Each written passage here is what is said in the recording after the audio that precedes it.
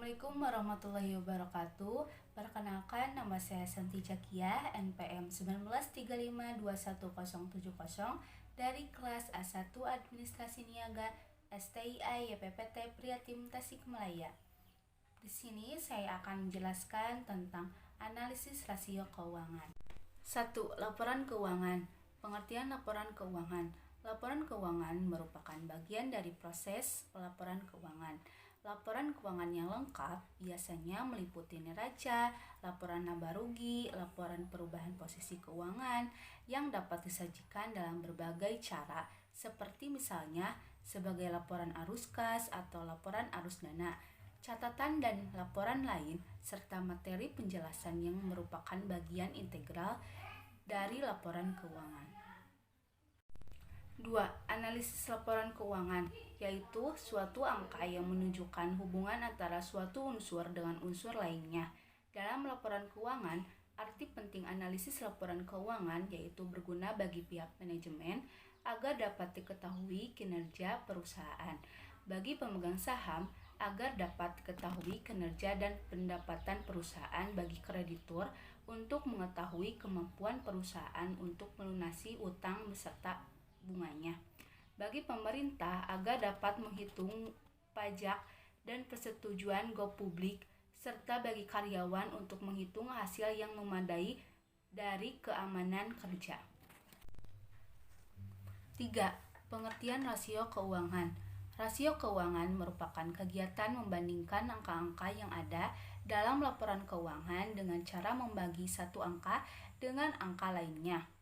Perbandingan dapat dilakukan antara satu komponen dengan komponen dalam satu laporan keuangan atau antar komponen yang ada di laporan keuangan. Jenis-jenis rasio keuangan. A. Rasio likuiditas.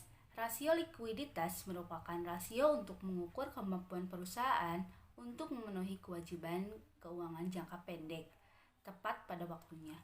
Menentukan tingkat likuiditas perusahaan dipergunakan rasio likuiditas, yaitu 1. Rasio lancar atau current ratio.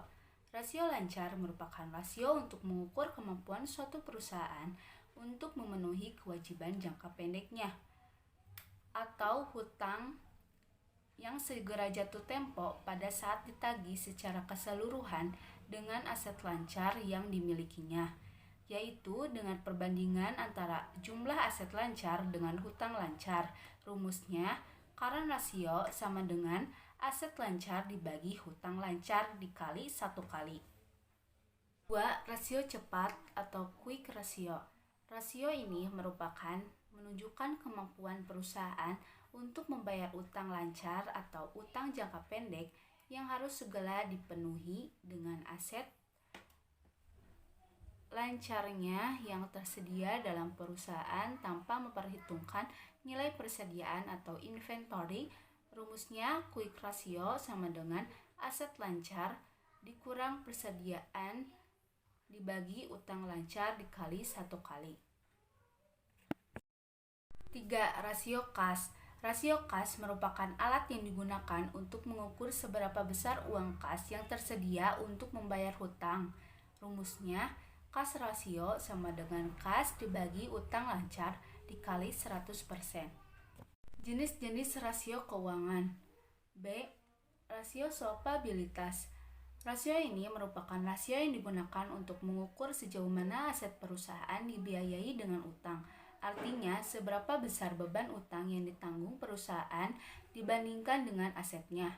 1. Rasio hutang terhadap total aset. Rasio ini menunjukkan seberapa besar dari keseluruhan aset perusahaan yang dibelanjai oleh hutang atau seberapa besar proporsi antara kewajiban yang dimiliki dengan kekayaan yang dimiliki. Rumusnya, rasio hutang terhadap total aset sama dengan total kewajiban dibagi total aset dikali 100%. 2. Rasio hutang terhadap ekuitas. Rasio digunakan untuk menilai utang dengan ekuitas, sehingga rasio ini berguna untuk mengetahui jumlah dana yang disediakan pinjaman atau kreditur dengan pemilik perusahaan. Rumusnya, rasio hutang terhadap ekuitas sama dengan total utang dibagi modal sendiri dikali 100%. Rasio aktivitas. Ada beberapa jenis-jenis rasio aktivitas yang digunakan sebagai alat ukur untuk mengetahui kemampuan perusahaan dalam menggunakan aktiva yang dimilikinya adalah sebagai berikut. 1. Perputaran piutang. Rumusnya, perputaran piutang sama dengan penjualan kredit dibagi penjualan kredit. 2. Perputaran persediaan. Untuk rumusnya yaitu perputaran persediaan sama dengan harga produk penjualan dibagi persediaan. 3. Perputaran modal kerja. Perusahaan dalam kondisi tidak baik. Untuk mengukur rasio ini, kita membandingkan antara penjualan dengan modal kerja rata-rata. Rumusnya adalah perputaran modal kerja sama dengan penjualan bersih dibagi modal kerja. 4. Perputaran aktiva tetap merupakan rasio yang digunakan untuk mengukur berapa kali dana yang ditanamkan dalam aktiva tetap berputar dalam satu periode. Rumusnya, perputaran aktiva tetap sama dengan penjualan dibagi total aktiva total.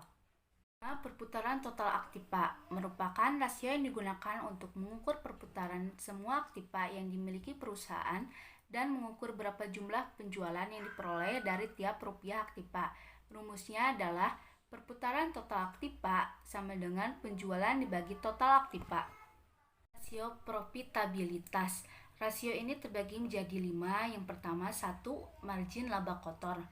Rasio ini merupakan rasio yang mengukur efisiensi pengendalian harga pokok atau biaya produksinya, mengidentifikasikan kemampuan perusahaan untuk memproduksi secara efisiensi. Rumusnya, gross profit margin sama dengan penjualan dikurangi harga pokok penjualan dibagi penjualan. 2. Margin laba bersih. Rasio ini mengukur laba bersih setelah pajak terhadap penjualan. Semakin tinggi net profit margin, semakin baik operasi suatu perusahaan. Rumusnya yaitu net profit margin sama dengan laba bersih setelah pajak dibagi penjualan. 3. Earning power of total investment. Digunakan untuk mengukur kemampuan manajemen perusahaan dalam mengelola modal perusahaan yang diinvestasikan dalam keseluruhan aset untuk menghasilkan keuntungan bagi semua investor atau pemegang saham. Rumusnya adalah earning power of total investment sama dengan laba sebelum pajak dibagi total aktiva. 4. Return of investment atau ROI. Return on investment merupakan perbandingan antara laba bersih setelah pajak dengan total aktiva. Rumusnya, ROI sama dengan laba bersih setelah pajak dibagi total aktiva. 5. Return on equity. Return on equity merupakan perbandingan antara laba bersih sesudah pajak dengan total ekuitas. Rumusnya, return on equity sama dengan laba bersih setelah pajak dibagi ekuitas. Kesimpulannya, analisis laporan keuangan merupakan alat yang sangat penting untuk memperoleh informasi keuangan dan hasil-hasil yang telah dicapai sebuah perusahaan. Informasi yang didapat dari laporan keuangan perusahaan ini dapat dijadikan dasar untuk mengambil keputusan bagi pihak internal maupun pihak eksternal perusahaan. Kondisi keuangan perusahaan dapat dilihat dan dinilai dari neraca dan laporan laba rugi perusahaan dapat diperoleh hasil usaha dan perkembangan usaha perusahaan tersebut. Untuk menilai laporan keuangan perusahaan dapat dilihat dari rasio keuangan yang terdapat pada laporan keuangan perusahaan tersebut. Kemudian penjelasan tentang analisis rasio keuangan. Jika ada kekurangan atau kesalahan, mohon maaf. Sekian dan terima kasih. Wassalamualaikum warahmatullahi wabarakatuh.